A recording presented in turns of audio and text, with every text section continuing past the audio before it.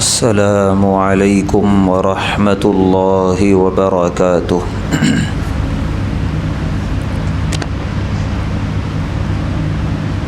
نحمده ونصلی علی رسولہ الکریم، اما بعد۔ قابل قدر محترم حضرات، معزز نوجوان ساتھیوں، ہفتہ واری درس حدیث میں انشاءاللہ آج وسوسے کے متعلق احادیث کا ترجمہ ہوگا۔ اس سے پہلے ایمان کے تعلق سے احادیث کا ترجمہ ہوا، ایمان کے بعد اب وسوسے سے متعلق احادیث آ رہی ہیں۔ وجہ یہ ہے کہ ایمان کو کمزور کرنے والی چیز وسوسہ ہے،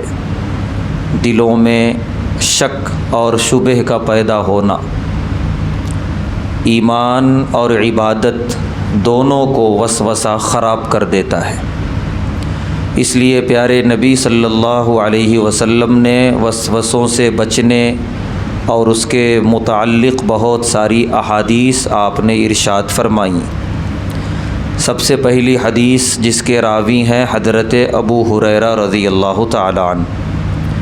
فرماتے ہیں قال رسول اللہ صلی اللہ علیہ وسلم، اللہ کے رسول صلی اللہ علیہ وسلم نے ارشاد فرمایا، ان اللہ تجاوز عن امتی، بے شک اللہ نے میری امت سے معاف کر دیا، ما وسوست بہ صدرھا، اس کے سینے میں جو بھی وسوسہ پیدا ہوتا ہے، ما لم تعمل بہ، جب تک کہ وہ اس وسوسے پر عمل نہ کر لے، او تتکلم بہ، یا جب تک زبان سے بول نہ دے۔ اس حدیث میں پیارے نبی صلی اللہ علیہ وسلم صاف طور پہ ارشاد فرما رہے ہیں کہ دل میں صرف وسوسہ آنے پر گناہ نہیں ہے، کیونکہ وسوسہ شیطان کی طرف سے آتا ہے، انسان کا اس میں اختیار نہیں ہے، بیٹھے بیٹھے کچھ بھی خیال دل میں آ سکتا ہے، جس کے کرنے اور بولنے کو آدمی کبھی تیار نہیں ہوگا، ایسا بھی خیال ذہن میں آ جاتا، یہ شیطان کی طرف سے ہے۔ لہذا اس مومن نے فوراً آئے ہوئے وسوسے اور خیال کو جھٹک دیا، لا حول پڑھ لیا، بات ختم ہو گئی، کوئی گناہ نہیں۔ ہاں وسوسہ آیا اور اس کو لے کے بیٹھ گیا، کسی کام کے، کسی گناہ کے کرنے کا وسوسہ تھا، اس کو کرنے لگا، یا کوئی زبان سے غلط بات بولنے کا وسوسہ تھا، وہ بول دیا، کسی کی غیبت کرنے کا وسوسہ تھا، کسی کو گالی دینے کا خیال دل میں آیا شیطان کی طرف سے اور وہ زبان سے کہہ دیا، اب گنہگار ہوگا۔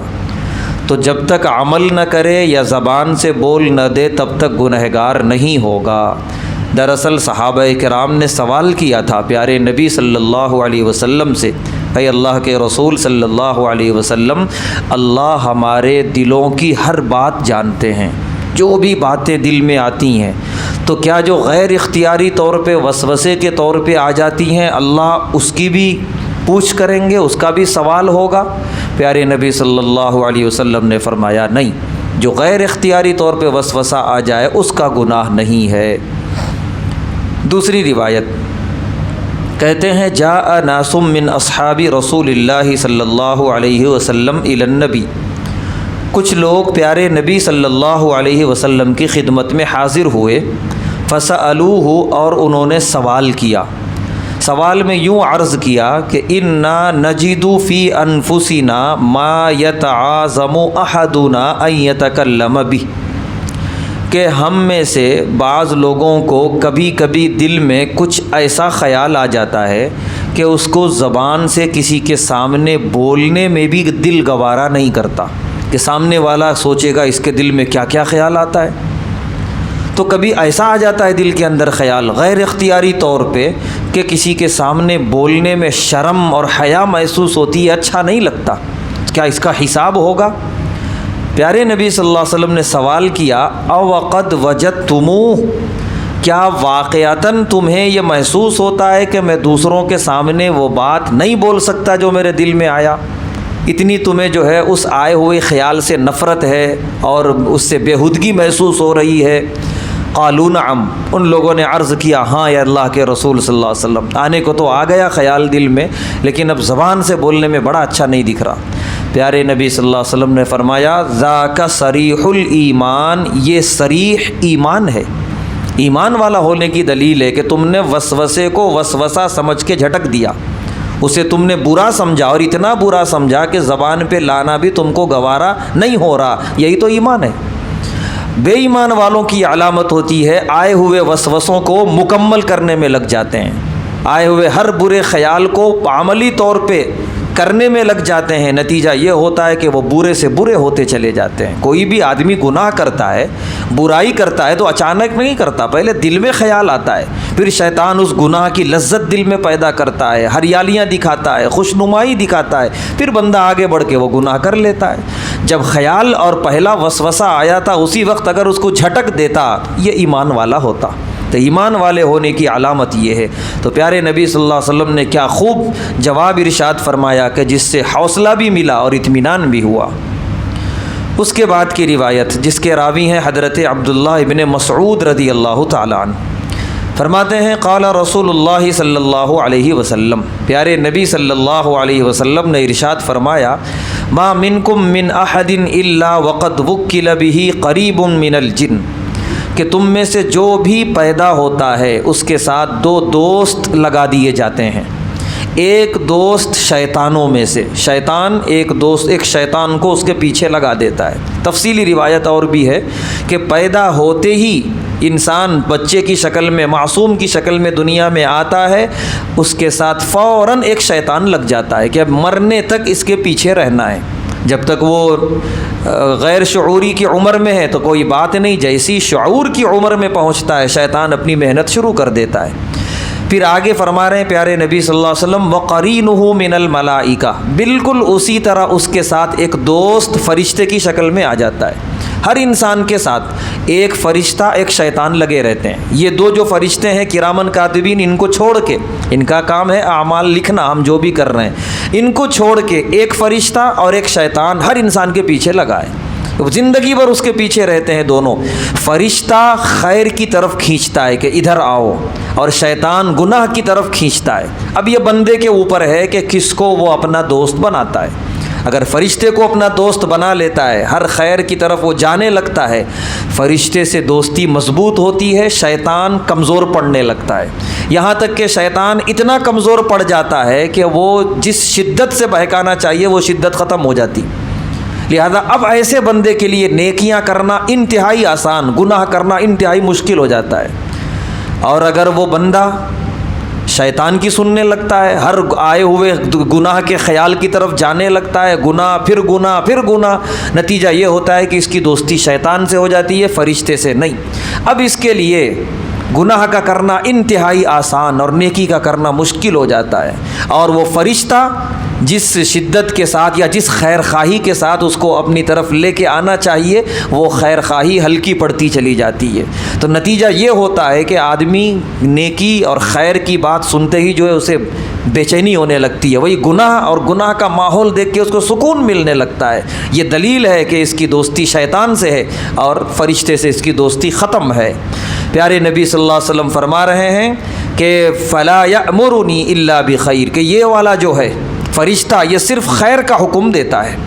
اب صحابہ نے بڑا خوبصورت سوال کیا کہ جب انسان دنیا میں آتا ہے، آتے ہی اس کے پیچھے فرشتہ لگتا ہے اور شیطان بھی لگ جاتا ہے، وَإِيَّاكَ يَا رسول اللہ صلی اللہ علیہ وسلم،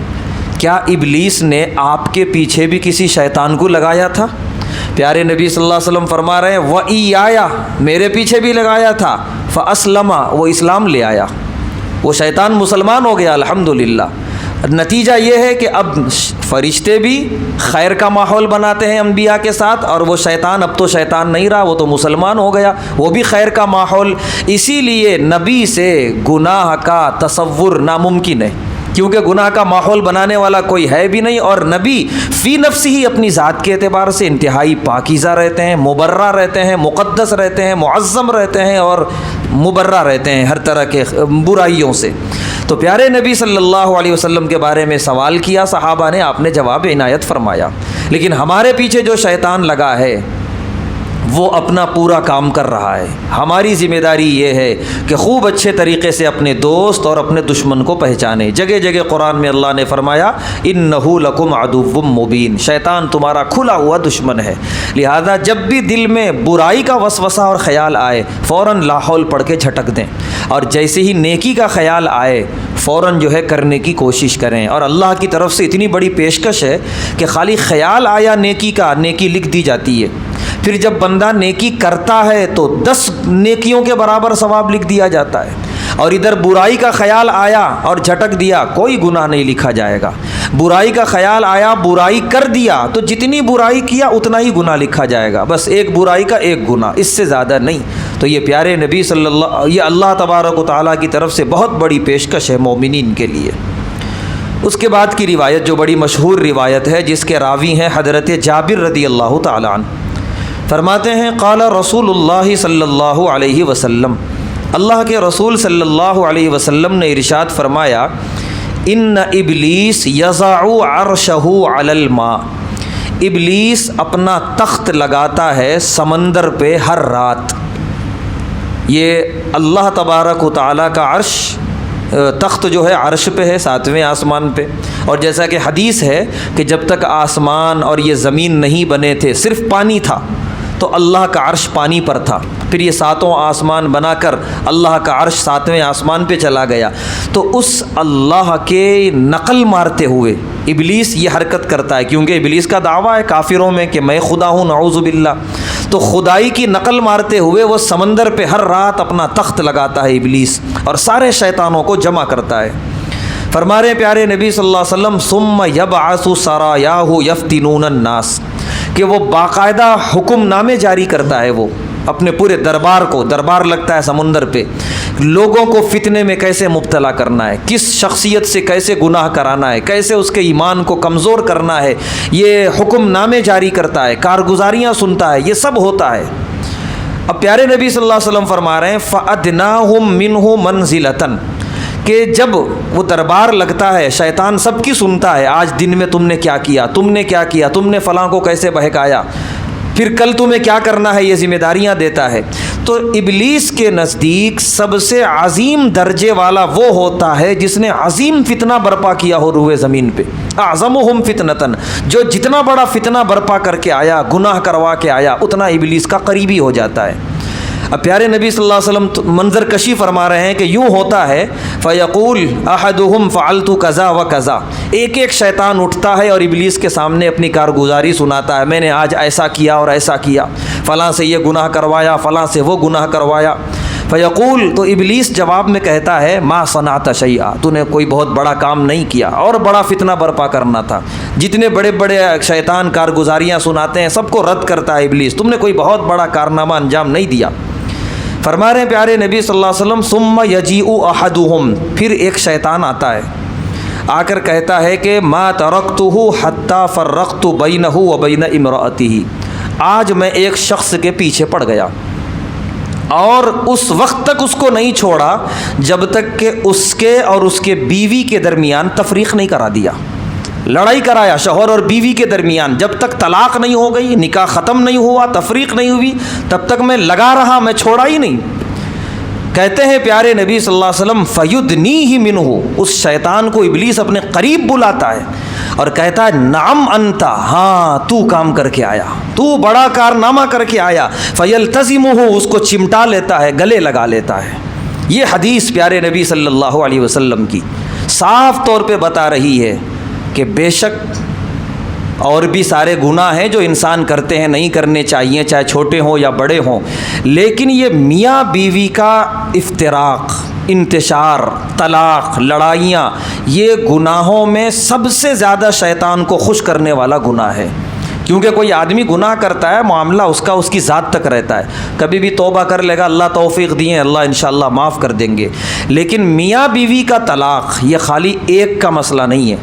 میاں بیوی دونوں کا مسئلہ ہے۔ میاں بیوی سے جو اولاد ہوئی ہے اس اولاد کا مسئلہ ہے، میاں بیوی جن خاندان کے ان خاندانوں کا مسئلہ ہے۔ ایک گھر میں طلاق پڑتی ہے، اس باپ سے پوچھو جس کی وہ بیٹی ہوتی ہے، اس ماں سے پوچھو جس کی وہ بیٹی ہوتی ہے، جب وہ مطلقہ ہوتی ہے تو اس کے دل پہ کیا گزرتی ہے، کتنی ارمانوں سے تو رشتے تلاش کرتے ہیں، کیسے کیسے قرضے وغیرہ لے کے اللہ اللہ کر کے شادی ہوتی ہے، عزت کے ساتھ آنسوؤں کے ساتھ جو ہے ماں باپ رخصت کرتے ہیں۔ پھر جب یہ خبر آتی ہے کہ وہ رشتہ ٹوٹ رہا ہے، طلاق پڑ رہی ہے، کیا پہاڑ نہیں گرتا والدین کے دل پہ؟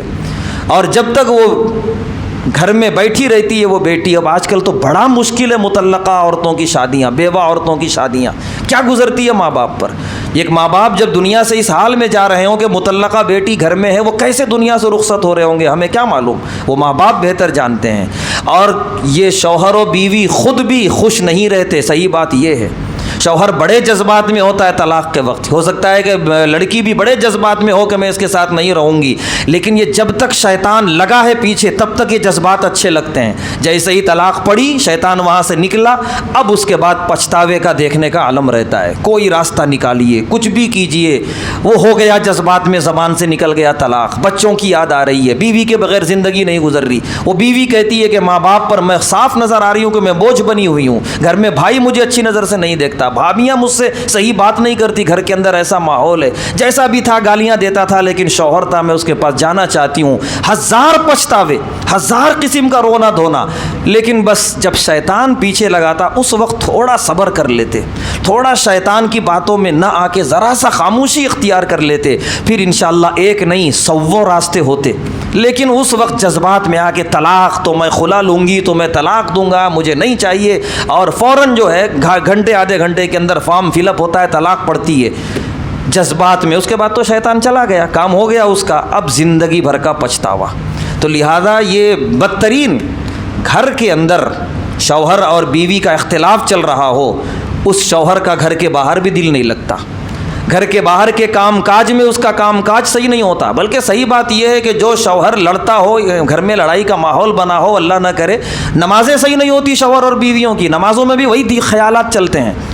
طرح طرح کے وسوسے آتے ہیں، اور نماز صحیح نہیں ہوتی، نہ عبادت صحیح، نہ ملازمت صحیح، نہ کاروبار صحیح، نہ گھر کے باہر لوگوں سے ملنا جلنا صحیح، چڑچڑا مزاج ہوتا ہے شوہروں کا بیویوں کا۔ تو یہ گناہ ایسا ہے، یہ گناہ کر کے مکمل طور پہ برباد کر دیتا ہے شیطان شوہر و بیوی کو، ان کی زندگیوں کو، ان کی خاندانوں کو، خاندان کی عزتوں کو۔ اس لیے پیارے نبی صلی اللہ علیہ وسلم اس حدیث سے یہ اشارہ دے رہے ہیں، گناہ تو کوئی بھی نہیں ہونا چاہیے، لیکن گناہوں میں بالخصوص یہ میاں بیوی کا اختلاف اور لڑائی کبھی نہیں ہو جائے۔ تھوڑا بہت اختلاف ہو جاتا ہے، اونچ نیچ 19-20 ہر ایک میں ہوتی ہے، لیکن فوراً اس کو رفع دفع کر دو۔ جیسا کہ علماء لکھتے ہیں، خاص طور سے جب طلاق وغیرہ کی کوئی نوبت آتی ہے تو علماء مشورہ یہ دیتے ہیں، کتنا بھی ماحول خراب ہو، شوہر کو چاہیے کہ گھر سے باہر نکل جائے، 2-4 گھنٹے گھر کے باہر رہے، پورا دن گھر کے باہر گزارے، انشاءاللہ جب دوبارہ گھر کے اندر آئے گا ماحول صحیح رہے گا۔